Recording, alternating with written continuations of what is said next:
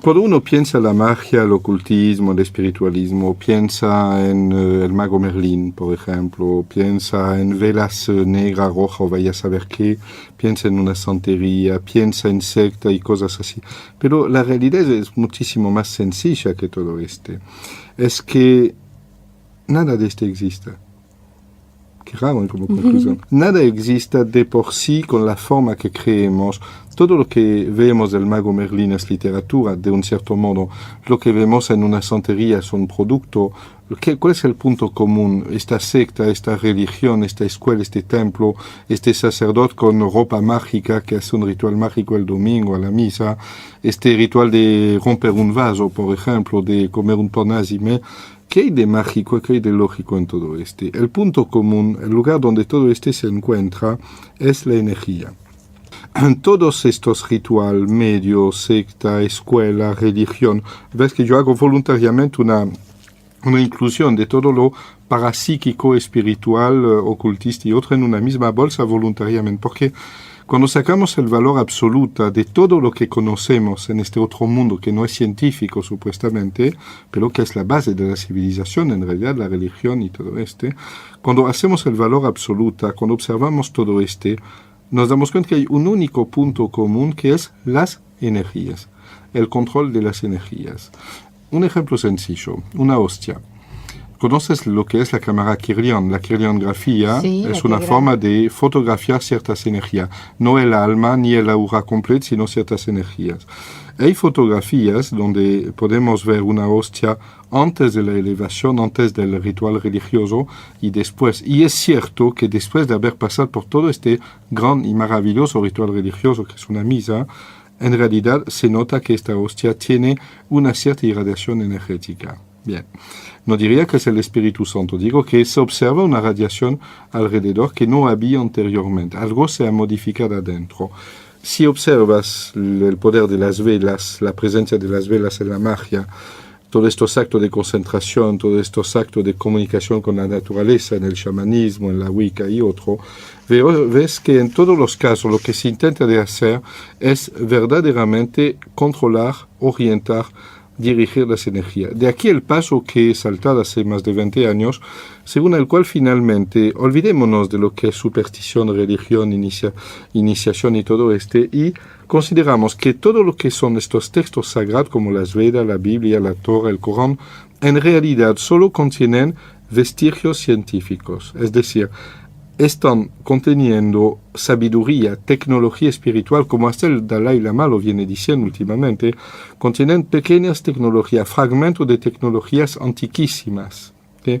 Nos recordamos de la pirámide de Keops. Es cierto, tiene un poder de momificación o un poder de desarrollar la vida, de vivificación.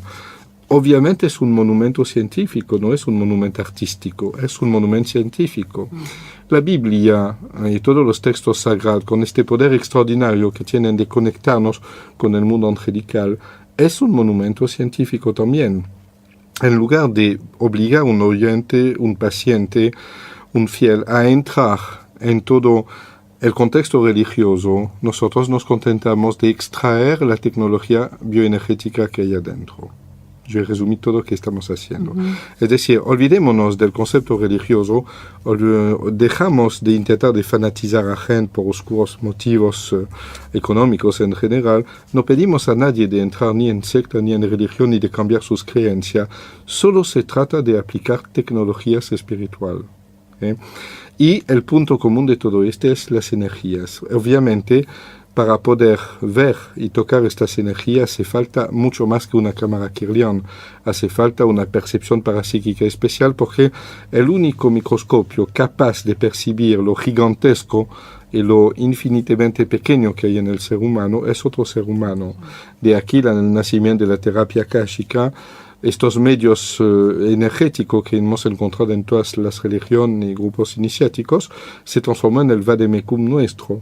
En realidad, vos conoces, por ejemplo, los mudras que fabricamos allí en el instituto, son pares de mano en un cierto producto derivado de hidrocarburos, y adentro hay cenizas fabricadas según técnicas ancestrales, y cuando uno tiene uno de estos manos, por ejemplo, en su oficina, que son muy decorativas además, cuando tiene esta cosa hay una irradiación energética a decenas de metros alrededor que cambia poco a poco el ambiente. Este lo expliqué en el libro Manos de Fuego, por ejemplo. ¿Qué significa todo esto? En la actitud nueva que presentamos, estamos hablando de técnicas energéticas. Tenemos solamente que aprender a realizar técnicas para mover las energías. Y la ciencia moderna con el ciclotrón, con el viaje a la luna, con el telescopio Hubble y todo no es capaz de mover ni un alfiler finalmente, sino es con un imán.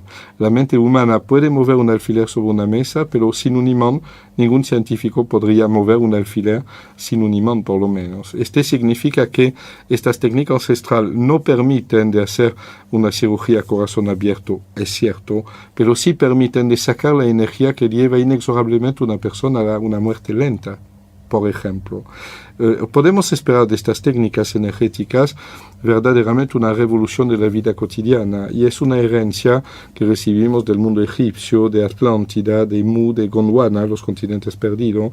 Es una herencia milenaria que estamos en la época de poder reclamar en este momento. Es la nueva era, la famosa nueva era, de todo el mundo viene hablando de ella, pero nadie la vio. La estamos viendo.